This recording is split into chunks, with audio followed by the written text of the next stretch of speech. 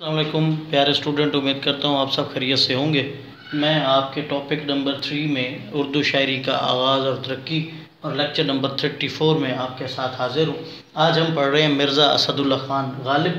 تو سب سے پہلے دیوان غالب میں جو ہے ڈاکٹر عبد الرحمن یہ کہتے ہیں کہ اس شخص یعنی مرزا اسد اللہ خان غالب کی لکھی ہوئی دیوان غالب جو کتاب ہے وہ اگر یوں کہی جائے کہ ہندوستان کی تاریخ کی دوسری الہامی کتاب ہے تو یہ غلط نہیں ہوگا۔ ایک بات، غالب کے کلام کی خوبی یہ ہے کہ ان کے کلام کے اندر معمولی سی چھوٹی سی بات ہوتی ہے، لیکن جب اس کو تہ تک لے جائیں تو اس سے بہت بڑی باتیں نکلتی ہیں۔ تو غالب کے کلام کا یہ شرف بھی حاصل ہے۔ اور اس کے بعد جو لفظ بھی غالب اپنے شعروں میں استعمال کرتے ہیں تو ان کے اندر اتنی معنی چھپے ہوتے ہیں جن کا اندازہ بھی نہیں کیا جا سکتا۔ جیسے انہوں نے ایک شعر بھی لکھا کہ گنجانائے معنی کا طلسم اس کو سمجھیے جو لفظ کے غالب میرے اشعار میں آویں۔ اور غالب کا شاعری جو سلسلہ ہے وہ ایک راز کا سلسلہ ہے، ایک فلسفہ ہے جس کے اندر بہت سی باتیں چھپی ہوتی ہیں، جس کو غور کرنے سے وہ باتیں ساری اشکار ہوتی ہیں، واضح ہوتی ہیں۔ غالب کے بارے میں مختلف شعراء یا ان کے ہم عصر یا ان کے بعد آنے والے کیا رائے رکھتے ہیں، ان کو اگر ہم دیکھیں تو سب سے پہلے علامہ اقبال جو بانگ درا میں ایک پوری نظم لکھتے ہوئے اسد اللہ غالب کے نام سے، اس میں کچھ یوں بیان کرتے ہیں کہ فکر انسان پہ تیری ہستی سے یہ روشن ہوا ہے، یہ مرغ تخیل کی رسائی تا کجا، اور تھا سراپا روح تو بزم سخن پے کر تیرا، زیب محفل بھی رہا محفل سے پنہاں بھی رہا۔ تو اس انداز سے، اور پھر اسی طرح تیری آنکھ کو اس حسن کی منظور ہے، بن کے سوز زندگی ہر شے میں جو مستور ہے۔ اس انداز کی شاعری کر کے جو ایک طرح کا مقام بیان کرتے ہیں علامہ اقبال غالب کا۔ اسی طرح فیض احمد فیض دست صبا میں نظر غالب کے نام سے جو نظم ہے اس میں لکھتے ہوئے کہتے ہیں کہ کسی گماں پہ توقع زیادہ رکھتے ہیں کسی گماں پہ توقع زیادہ رکھتے ہیں، پھر آج کوئی بتا کا ارادہ رکھتے ہیں، اور بہار آئے گی جب آئے گی شرط نہیں کہ تشنائے کام رہیں گرچہ وعدہ رکھتے ہیں، اور تیری نظر کا گلہ کیا جو ہے گلہ دل کا، تو ہم سے ہے کہ تمنا زیادہ رکھتے ہیں۔ اس طرح سے فیض کہتے ہیں اس بڑے شاعر یعنی اسد اللہ خان غالب کے بارے میں ان کی رائے۔ اب میں ان کی سوانح جو زندگی کے حالات ہیں ان کی طرف اگر آپ کو لے چلوں تو تاریخ ولادت کے اعتبار سے جناب 27 دسمبر 1797 میں آگرہ کے اندر پیدا ہوئے۔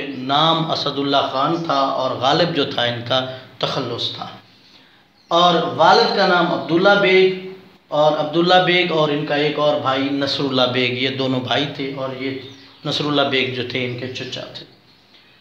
اس کے بعد والد کی وفات عبداللہ بیگ جو ہیں وہ پہلے لکھنؤ میں اور پھر آصف الدولہ کے ملازم ہوئے۔ آصف الدولہ کا میں نے تذکرہ میر تقی میر میں بھی کیا تھا، اور اس کے بارے میں کہا تھا کہ وہ ایک امیر اور کبیر دکن سے تعلق رکھنے والا ایک امیر اور کبیر بادشاہ ٹائپ کا انسان تھا، جس کے پاس غالب کے والد محترم عبداللہ بیگ بھی گئے۔ پھر حیدرآباد دکن آئے اور سرکار آصفی میں بھی 300 سواروں کی کماندان مقرر ہوئے، یعنی فوج میں تھے۔ کون؟ عبداللہ بیگ، جو کہ والد محترم تھے جناب غالب کے۔ پھر آگرہ سے الور گئے، اور ایک گڑھی کی زمیندار نے جو بغاوت کی تو اس کو پکڑنے کے لیے جو فوج گئی اس میں عبداللہ بیگ بھی شامل تھے، اور جب ان سے لڑائی ہوئی تو اس میں ایک گولی جو ہے عبداللہ بیگ کو لگی اور عبداللہ بیگ جو ہے انتقال کر گئے۔ غالب کے باپ کی جب یہ وفات ہوئی تو غالب کی عمر اس وقت 5 سال تھی۔ باپ کی وفات کے بعد غالب کی جو پرورش کا ذمہ آیا وہ ان کے چچا نصراللہ بیگ پہ آیا۔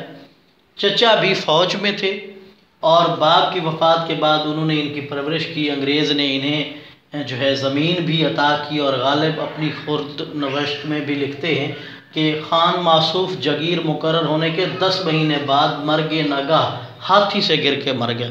وہ یعنی جو چچا تھے وہ بھی زمین جو الاٹ ہوئی یا حکومت نے انہیں دی تھی اس کو وصول کرنے کے 10 مہینے بعد جو ہے ہاتھی سے گر کے چچا کی بھی یوں وفات ہو گئی۔ باپ اور چچا کی جب وفات ہوئی تو غالب کی عمر کم و بیش 11 سال تک تھی۔ تو اس عمر میں اتنے دکھ دیکھ لیے غالب نے، اور پھر ان کی جو رہائش اگلی بنی یا جن کے ہاں ان کی پرورش ہوئی تو پھر وہ نانا ان کے خواجہ غلام حسین۔ خواجہ غلام حسین جو تھے کافی خوشحال زندگی گزار رہے تھے اور امیر کبیر تھے۔ تو اس زندگی جب غالب یہاں گزارنے کے لیے یعنی نانا کے پاس رہے تو کافی ان کا جو سلسلہ تھا وہ اچھا تھا، اور ان کے جو زندگی تھی وہ خوشحال تر زندگی یہی تصور ہوتی۔ اس سے اگلا جو ایک ٹاپک ہے وہ ہے نواب احمد بخش حاجی مرزا کا قصہ اور جاگیر کا معاملہ۔ چچا جو تھے غالب کے نصراللہ بیگ نے دہلی آ کر نواب احمد بخش لوہارو کی بہن سے شادی کی، اور نواب احمد بخش جو تھا وہ گھوڑوں کی تجارت کرتا تھا۔ تو دیکھ بھال کے لیے اس نے جو کام کرنے والے رکھے ہوئے تھے ان میں حاجی مرزا نامی شخص اور اس کا بیٹا جو اس کی دیکھ بھال وغیرہ کرتے تھے گھوڑوں کی۔ تو نواب احمد بخش نصراللہ کی وفات کے بعد خاندان کی جو جاگیر تھی وہ خاندان میں جو تقسیم ہوئی تو اس میں بقول غالب ناانصافی کی گئی، اور اس میں اس گھوڑوں کی دیکھ بھال کرنے کو بھی وراثت کا حصہ دار بنا دیا گیا، اور وہ بھی غالب کے حصے سے جو ہے نا اپنی وراثت وہ لینے شروع ہو گئے، تو جس کو غالب جو ہے عموماً قطعاً غلط سمجھتے تھے۔ غالب کی شادی جو ہے وہ 10 اگست 1810 میں ہوئی، اور اس وقت جب شادی ہوئی تو غالب کی عمر صرف 13 سال تھی۔ نواب الہی بخش معروف کی بیٹی امراؤ بیگم سے ان کی شادی ہوئی، اور جیسے ہی ان کی وہاں شادی ہوئی تو انہوں نے اپنا مستقل رہائش کا ٹھکانہ جو ہے وہ دہلی بنا لیا۔ شعر گوئی کی طرف بھی غالب جو ہے وہ اسی عمر 13 سال سے ہی جو ہے منسلک ہوئے، اور شعر گوئی ان کا جو شوق تھا وہ فطرتی تھا، اور اس جب دہلی کی فضا میں رہے تو دہلی کے شعراء کے ساتھ رہتے رہتے ان کی شاعری میں بہت سا نکھار بھی آیا۔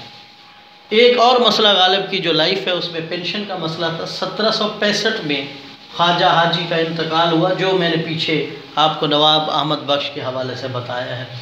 اس کا جب انتقال ہوا تو غالب نے اس وقت یہ سوچا کہ جو جاگیر کی تقسیم ہوئی تھی، وراثت کی تقسیم جو ہوئی تھی وہ غلط ہوئی تھی، اسے اثر و نو جو ہے نا تقسیم کیا جائے، اور اس سلسلے میں انہوں نے سر چارلس مٹکاف سے ملنے کی کوشش بھی کی، جہاں وہ ان کو ملنے کے لیے کانپور بھی گئے، لیکن وہاں وہ بیمار ہو گئے، پھر واپس لکھنؤ آئے اور کچھ ماہ ان کا قیام رہا رحیل کھنڈ میں، اور پھر کلکتہ میں بھی 1.5 سال رہے۔